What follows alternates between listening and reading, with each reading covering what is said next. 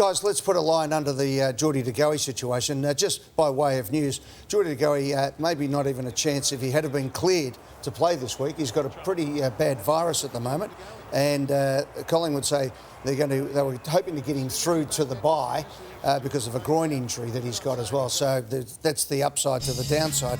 The other downside to all this was the hoo-ha that went around this. I mean, you get the Jordan De Goey GST on in your story, don't you, where it just gets absolutely driven into the ground. But I saw that. I watched the highlight on my phone when it happened in real time, and it's probably 3 weeks. Why does it take so long? And where did this go? Where even Kane Corns on our Sunday Footy Show. We love Kane; he's our colleague. But geez, you got the mixmaster out on it. Some of the allegations, and going back in time to off-field incidents. It was a slightly late bump that cleaned a bloke up. It was 3 weeks all day, and it took 3 days. Had it been 4 weeks at the tribunal, we'd be talking about the appeal tonight. Jim, let's ask you, because you've been involved with the tribunal, why can't it be done quicker to take away the 3 days of this that goes on? So West Coast get dragged in, they make errors, they have to apologise.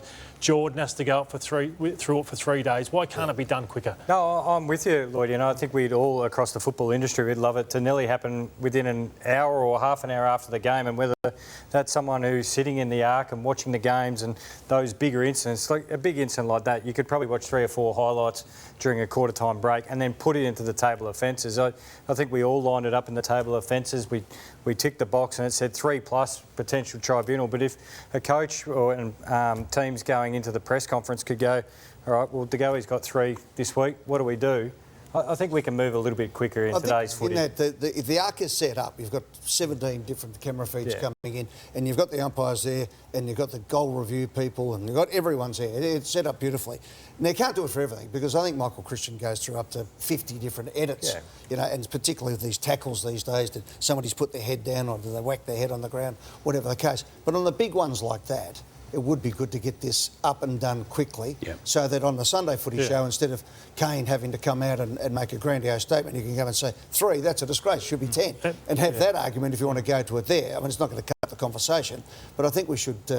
The statute of limitation on these things should be drawn in a fair way. But we even have situations where we might go, OK, where's this suspension from the Sunday game? They say it's a public holiday on the Monday, so we don't have people in on that situation. But it's how big this business is, but it just takes so long in these situations. To me, it's 2023. We expedite everything these days, and for the game itself to still have a part-timer in Michael Christian, not a slide on him, that's the system we're operating under.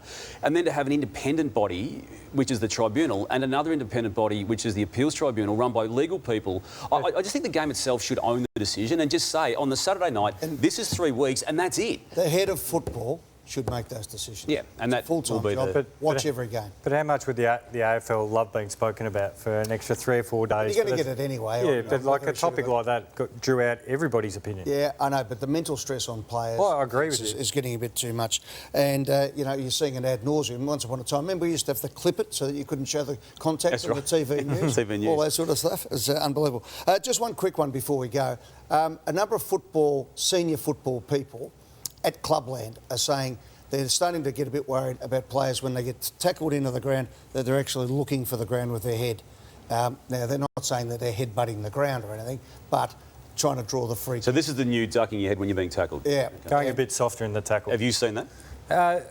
Look, players are always trying to find ways to get a free kick. Yeah. I'm not naming players just yet. We're not going to name players. We had examples. It's unfair. But all I'm saying is the umpires are going to start looking for it soon. So enough of that. We don't need to bring in these rules that are controversial enough to stop people getting knocked out, with players now starting to fake to try and get that free kick close to home. Because we know the umpires are sensitive to it. Don't make it harder than it needs to be for the umpires. No one's got a sense of humour about this. And there's been players with a little asterisk next to their name, I can tell you tonight.